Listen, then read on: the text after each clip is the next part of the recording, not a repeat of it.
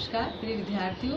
जैसा कि हम जानते हैं, इतिहास जो है अतीत में घटित घटनाओं का वृतांत होता है।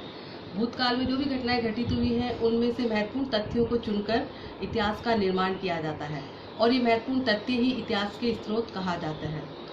इतिहास के जो स्रोत हैं उनको मोटे तौर पर हम दो भागों में बांट सकते हैं। एक होते साहित्यिक स्रोत, दूसरे होते पुरातात्विक स्रोत। साहित्यिक स्रोत का तात्पर्य है जो साहित्य हमें मिला है और उनके आधार पर हम इतिहास का निर्माण करते हैं। तो आज हम साहित्यिक स्रोत की बात करेंगे। साहित्यिक स्रोतों को पुनः तीन भागों में बांट सकते हैं, जिसमें पहला है धार्मिक साहित्य और दूसरा धर्मेतर साहित्य और तीसरा है विदेशी यात्रियों के द्वारा लिखे गए वृत्तांत। धार्मिक साहित्य को पुनः तीन भागों में बांटा जा सकता है। उसमें प्रथम है हिंदू धार्मिक ग्रंथ, द्वितीय है जैन धार्मिक ग्रंथ और तीसरा है बौद्ध धार्मिक ग्रंथ। क्योंकि प्राचीन काल में ये तीन प्रमुख धर्म विद्यमान थे, तो इन तीनों धर्मों में प्रचुर साहित्य हमें प्राप्त होता है, जो हमें न केवल धर्म के बारे में जानकारी देता है, बल्कि इसके साथ साथ वो हमें धर्म के अलावा जो चीज़ें हैं, सामाजिक स्थिति, आर्थिक स्थिति, राजनीतिक स्थिति, सांस्कृतिक स्थिति, इन सब की जानकारी भी उपलब्ध करवाता है। सबसे पहले हम बात करेंगे हिंदू धार्मिक ग्रंथों की। तो हिंदू धार्मिक ग्रंथों में सबसे जो प्राचीनतम ग्रंथ है वो वेद को माना गया है। वेद का तात्पर्य होता है ज्ञान, नॉलेज। वेद को हम जो संख्या में 4 हैं उसमें सबसे प्राचीनतम है ऋग्वेद। ऋग्वेद से हमें आर्यों के भारत आगमन से पहले और भारत आने के बाद की जानकारी प्राप्त होती है। ऋग्वेद से काफ़ी समय बाद यजुर्वेद की रचना हुई। यजुर्वेद हमें आर्यों द्वारा यज्ञ के अवसर पर गाए जाने वाले मंत्रों की जानकारी देता है। तीसरा वेद है सामवेद, और सामवेद को संगीत का प्राचीनतम ग्रंथ भी कहा गया है। और इसमें यज्ञ के अवसर पर स्तुति के लिए जो मंत्र गाए जाते थे उनको मधुर स्वर में उनका गायन किया जाता था, उसका वर्णन मिलता है। चौथा वेद है अथर्ववेद, जो अंतिम वेद है। इससे हमें आर्यों के लौकिक भौतिक जीवन की जानकारी प्राप्त होती है और साथ ही साथ हमें ये भी पता चलता है इससे कि आर्यों व अनार्यों के बीच में समन्वय और समायोजन की प्रक्रिया किस प्रकार चली।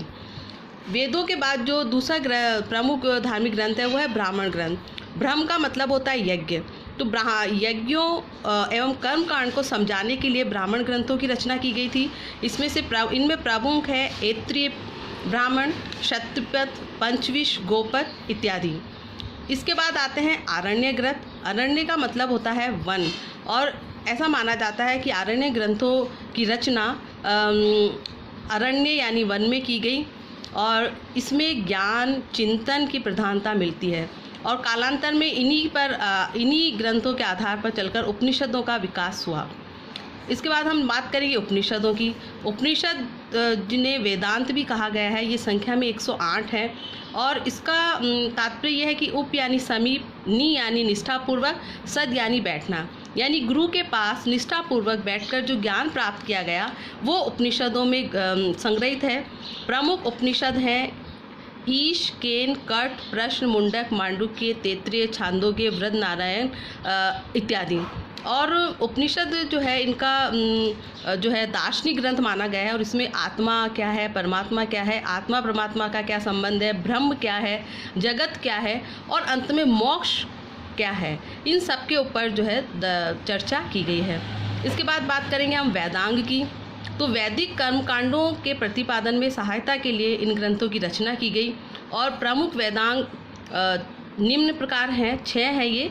इसमें है शिक्षा, कल्पसूत्र यानी कर्मकांड, निरुक्त यानी भाषा विज्ञान, छंद, व्याकरण और ज्योतिष। इसके बाद आते हैं सूत्र ग्रंथ। सूत्र ग्रंथ संख्या में 4 है और ये भी कर्मकांड से संबंधित है। इसमें गुह्य सूत्र, धर्म सूत्र, शूल यानी नापने की डोरी और आदि शामिल हैं। अंत में मैं बात करना चाहूँगी स्मृतियों की। स्मृतियाँ सामाजिक इतिहास के बारे में प्रचुर सामग्री उपलब्ध कराती है और इसमें मनु स्मृति और याज्ञवल्क्य स्मृति का नाम प्रमुख है। इस प्रकार हम देखते हैं कि प्राचीन काल में जो हिंदू धार्मिक ग्रंथ थे वो हमें धर्म के बारे में जानकारी देते हैं, लेकिन उनके समय में जो अन्य गतिविधियां हुई उनकी जानकारी मिलती है। और अंत में मैं बात करूंगी महाकाव्य की, जिनसे आप भली भांति परिचित है, जिसमें रामायण और महाभारत का नाम प्रमुख है। और रामायण और महाभारत हमें धर्म के साथ साथ उस समय की सांस्कृतिक स्थिति, कला की स्थिति, और राजनीतिक स्थिति के बाद में मनोरंजन के साधनों के बारे में इत्यादि के बारे में भी प्रचुर सामग्री उपलब्ध करवाते हैं। इस प्रकार हम देखते हैं कि धार्मिक ग्रंथ हमारे इतिहास निर्माण में महत्वपूर्ण भूमिका निभाते हैं। धन्यवाद।